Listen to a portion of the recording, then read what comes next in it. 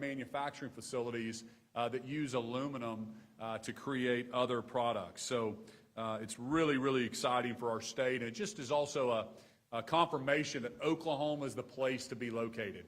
And when I've met with probably 60 different ambassadors, and really we go to Select USA, which is a conference in Washington, D.C. every year. And so as you're recruiting European companies and you're recruiting companies around the globe that want a presence in the U.S., I remind them that Oklahoma is the right spot to bring the supply chain closer to home. President Trump, so excited about what he's doing to put pressure on manufacturers and say, hey, guys, if you're going to be selling and you want to be in the U.S. market, we want you manufacturing in the United States. And so he's pulling a lot of levers to bring that supply chain closer to home, which is really a national security issue with our country. So I applaud President Trump and everything he's doing to try to bring that supply chain closer to home for our national defense and also for good manufacturing jobs in the U.S. So President Trump's Middle Eastern trip, I think, is being hailed as a huge, huge success. He announced a $1.3 trillion investment into the U.S. over the next decade, and he made stops in Qatar, Saudi Arabia, and also the UAE.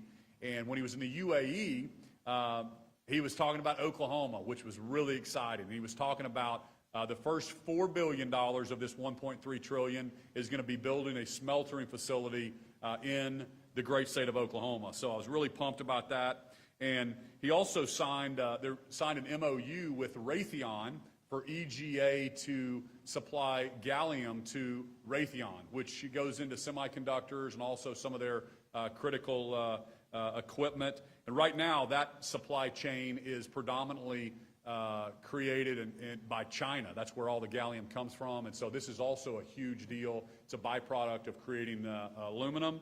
And so excited to be part of that as well. So with that, let me just pause right there, open it up to questions. I also have people from Commerce here to answer any questions specifically if anybody had any specific questions about EGA. Yes, ma'am. Governor, this is the second year in a row that Oklahoma isn't joining in on the Sunbucks program. Before you said that it was a handout from the Biden administration and that for folks to go to the food bank for additional support. Now there's a new administration in the White House, so why aren't we accepting the money that could help Oklahomans who need it, and will this change next summer? You know, if it's my understanding that DHS has not requested that again this year. So initially, I need to check and see why they didn't do it this year, but originally it was going to cost them software and $5 or $6 million to set this program up. Wasn't a lot of details about it. And we want to make sure that all kids are fed through the school lunch programs, the summer programs. We're giving money and supporting all of our different food banks around the state. And so if there's a hungry kid in Oklahoma, we want to address that for sure. But President Biden setting up a program in 2024, in my opinion, a lot of that was just politics. If they really wanted to, if they didn't think the SNAP benefits were sufficient, they would have just upped those SNAP benefits, but it was a whole nother different program. And as far as the specifics, you'd have to ask DHS why they didn't recommend to me to set that up this year. Good afternoon, Governor. Just wanted to see if you had any details on kind of the environmental permitting of this smelter, what the timeline looks like that, and if the Trump administration has given you any assurances of fast-tracking those things. Yeah, great question. You know, most of the permitting will be handled by Oklahoma's own agencies, the DEQ primarily, and so Secretary Starling can give you some more detail. But we're already working on those permits for them. And you know, as a general rule, we're delegated from the EPA to issue the permits, and that's another reason that people are coming to the state of Oklahoma is because they know they're going to get their permits fast-tracked. You saw my executive order last year telling all of our regulatory agencies they have to get permits done within 30 days or they're free. So we want business to move. We want agencies to move at the speed of business. And so permitting is not going to be a problem. But they always talked about permitting, power, and what was the third P that they would talk about? You guys remember? Power? Okay, all right. But permitting was one of those that we talked about in depth, and they got very, very comfortable with our permitting process. If we could go to, gosh, what night was that? Monday night, I guess, for JCAB. The Senate initially did not advance the $255 million for the EGA project, and they came back and did. I think you had some conversations with some people. My understanding is maybe the votes are still in question in the Senate, and if I'm not mistaken, this was one of the 7 things that you laid out in your budget request that in the final negotiations. I was wondering if you could go over your reaction to Monday night, your concern with the situation in the Senate, and then how this was articulated by you in your budget requests. Yeah, well, obviously when we sit down and talk about the budget, there's a lot of things we're talking about. There's a lot of people in the room and priorities to get across the finish line. And so it's a give and take, and we're all a team, and I think we want Oklahoma to be a top 10 state. So yes, this project is a high priority for the citizens of Oklahoma, for the business community. MD Products, a great Oklahoma company right here in Oklahoma City, actually buys aluminum from them right now. Other companies in the U.S., and as I said on the national defense side, are having to wait 45 days for aluminum to be shipped here. And to have this built in Oklahoma, President Trump understands that. That's why he's trying to get the supply chain closer to home. So it's a huge deal. Speaking about why somebody would vote no on the project, I don't know if politics are getting involved or what, but I have every confidence. I want to thank the House. The House has got this out of their chamber, and we believe that we're going to get this across the finish line and win the largest economic development in state history. These things don't come around all the time. A $4 billion investment.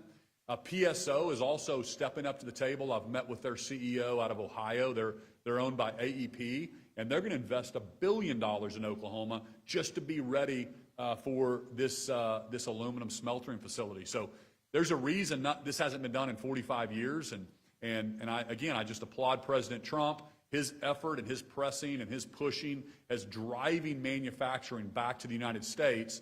And for Oklahoma to fumble the ball on this, I'm not going to let it happen. We're going to get this across the finish line. I have every confidence that the Senate and the House will get it there as well, and we'll all take the victory together.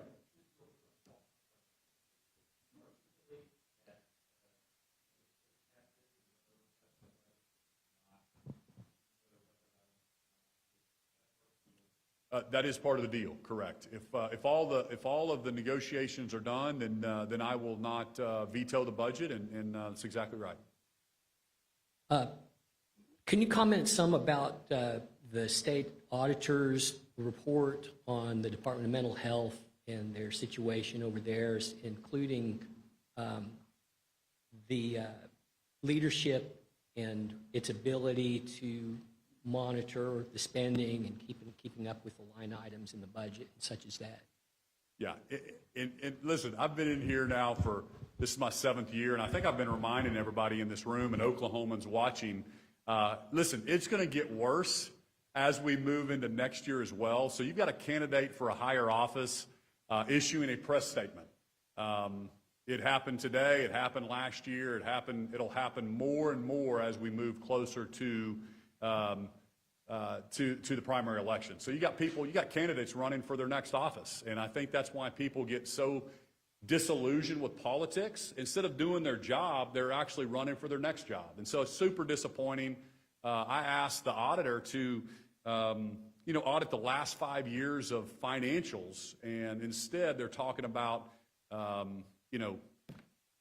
bad culture and different stuff like that in an agency. And I got an accounting degree, and I remember my audit class. I don't remember them teaching me how to determine a bad culture or a good culture when we're auditing numbers. So again, I find that kind of stuff political, and I think Oklahomans see right through it as well. We hired an actual forensic auditor to go in and tell us what's going on with this agency.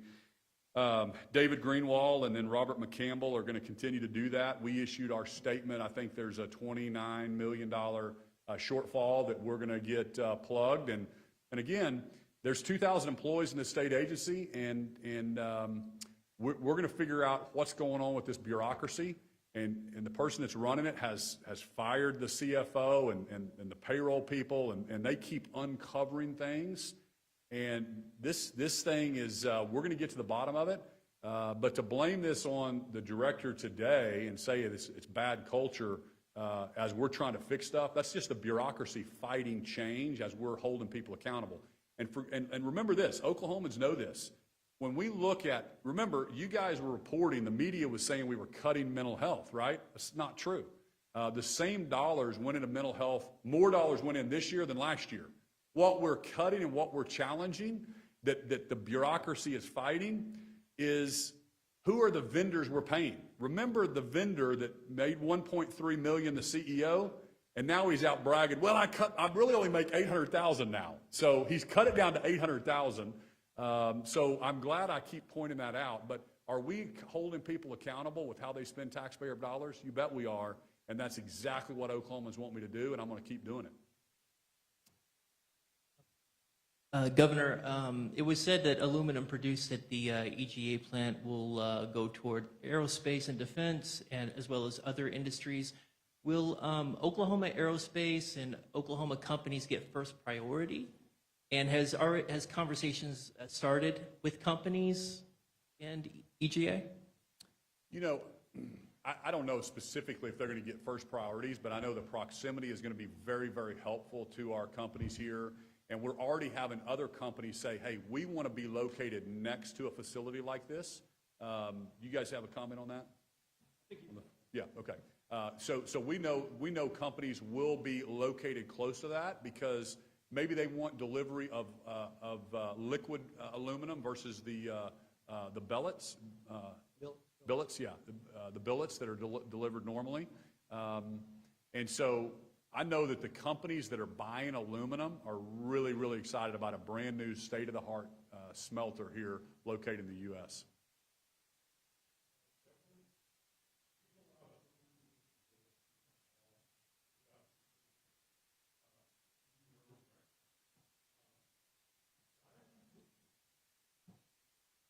Glad you picked up on that.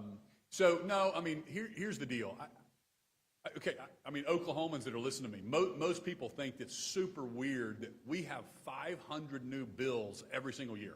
How can we come up with 500 new laws to put on the good citizens of Oklahoma every single year? It's ridiculous, right? So a lot of this stuff, these aren't my priorities. These aren't something that I think are going to move the needle. And so I just simply let them go into law without my signature. So the things that I think are good priorities, I just decided that I would sign the things that I think are good and are actually going to move the needle for Oklahoma. And then obviously veto the ones that are not good for Oklahoma. They're not good for taxpayers. Remember, I remind people about this, and I think Oklahomans are starting to understand that the money is always on the yes side. I say this a lot, but hang with me for a second. Who has the money to come up here and lobby to get a law changed? It's who's going to benefit from it.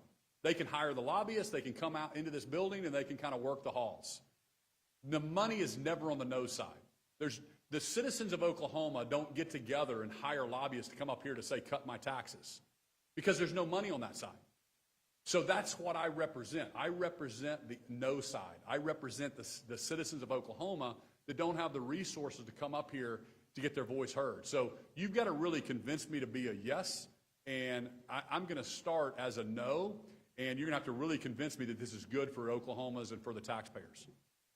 Let me ask you, the Senate's sending Senate Bill, I think it's 102070, that overhauls initiative petition process. We're talking a little bit about Oklahomans having their voice heard. Do you think you're going to sign that piece of legislation? It's very controversial, obviously. Yeah, I mean, listen, once those bills, there's a lot of bills and different processes through the House, the Senate, and maybe some of them will go into conference and still, ways to go before they get to my desk. So I'll review all that. But as a general rule, I mean, citizens need the ability to put stuff on the Constitution. The argument is, does the whole state should have a voice or only certain counties in the state, right? And so I think there's a balance there the legislature's trying to work through. I remember when I first became governor, the Medicaid expansion bill came and was on the ballot. You remember that was my first summer, 2019, and I advocated for this building. Let's put it in our statute instead of it going into its Constitution. And everybody's like, oh my gosh, a Republican governor cannot advocate for Medicaid expansion. I'm like, well, why wouldn't I? Because it was going to go into the Constitution this summer. Anyway, it didn't work that way. It went into our Constitution, which I still say is bad, because now in statute we protect pregnant women, children, age, blind, disabled, but in our Constitution we protect people up to 138% of the poverty line without children. So in my opinion, we should be protecting this group, not this group, if push comes to shove, right? You see what I'm saying? But here's my point I want to make to you. I remember the Tennessee governor and the Texas governor go, Governor, why do you put all this stuff on your ballot? And I'm like, I don't try to. And because my point is, it's so much easier to get something on the ballot in Oklahoma than it is in Texas or Tennessee or some of these other states. So we should look at that to say, can anybody with $1 million get a question on our ballot? Or should we make it more like other states, right? If you're going to change our Constitution, it shouldn't be about who has the most money and who can write a check and who can get the best little words on a sheet of paper, 2 sentences, and then run ads into Oklahomans, to get it into a vote of the people. So when you think about medical marijuana, for example, Oklahomans have a big heart. So when you told us as Oklahomans that there's going to be a medicine that's going to help someone, it's called marijuana. Are we for that? Of course. Sign me up. We're going to try to help everybody, right? Did we have any idea we were going to have 7,000 growers and this many pharmacies, and it was going to be like anybody with a hangnail could get a medical marijuana card and it was actually going to be recreational? Of course we didn't. So that's the point that I think the legislature is trying to find, is there's got to be a voice for the people, but we can't let anybody with $1 million be able to get their crazy initiative on a ballot. Okay. I think twice now, in less than a week, we've heard Ryan Walters shout from the Capitol, criticizing you for not completely cutting the state income tax. I think he's also calling for property taxes to be completely cut too. I guess I want to get your response to that, a comment on that, and then also, you endorsed him back in the day. Why'd you endorse him? Do you still stand by that endorsement at all? She's getting her camera out to record this answer. Here's the deal. Again, there's politicians, candidates for their next office or their next job. They're running for something, trying to make waves. I don't think anybody takes the guy seriously. I didn't watch anything. But here's the deal. We're going to get a path to zero, real reform. We're going to get a 1/4 point tax cut this year to eliminate. And that's a way that Tennessee did it. That's a way that you do it logically and without disruption. I'm not saying we're not going to cut core services. We're not going to disrupt education. My question would be, if you eliminate the property taxes, isn't that how it funds our local schools? And so again, let's focus on the job. That's why people get so disgruntled with politicians that are running for their next office, trying to get a press statement and trying to call a press conference or something, and then instead of doing their job that they're hired to do. So I think it's pretty disappointing, and people sell their souls out for the next 18 months. It's crazy.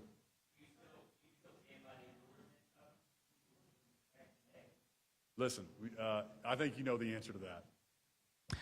I wanted to ask you, there was a joint committee earlier on state and tribal relations. You've posted quite a bit even this week, an invoice to the Creek Nation, but any comments on that joint committee today? I think the big conversation in there was about the DA's council wanting some money to be able to fight litigation against them from the DOJ. So I wanted to ask you if you'd seen that and what you thought of it. Yeah, did they pass that? They passed the amount going 100,000? What's 75? Okay. I got it. Okay. All right. Good. Yeah. So really, the big question, you probably saw the post. This is something Oklahomans. I'm glad you're asking me that question, because when you see a creek tag, a license plate, none of that money goes to the state of Oklahoma for roads or bridges or anything. And then we don't know. Our law enforcement doesn't know who that is. Then they can drive on the turnpikes. I think their bill's up to over $5 million that they owe the state of Oklahoma. And let's make turnpikes free for everyone before we decide to say, I'm not going to have this race pay and this race doesn't pay. That, to me, this is America. We should treat everybody exactly the same. It doesn't matter your background or where you come from. So the fact that we have the Creeks up here lobbying, the chief is up here walking the halls with his attorney and all of his people, trying to go to the legislature. They're going to mama because daddy said, no, I'm not going to do a tobacco compact until you get realistic about the tags. I cannot, in good conscience, as the governor of Oklahoma, allow you to drive illegally on the roads and sell tags in Guyman and Guthrie and Edmond. That's what you guys need to be writing about, is why are we allowing people to print fake tags and sell them all over the state, right? That should frustrate everybody when it comes to roads and bridge funding, turnpike funding, everything comes out of that. So it goes to education. So that's just, again, I've got to be fair to everyone across the state. I don't pick winners and losers. You guys have been with me now for 7 years. You know my thought process on that.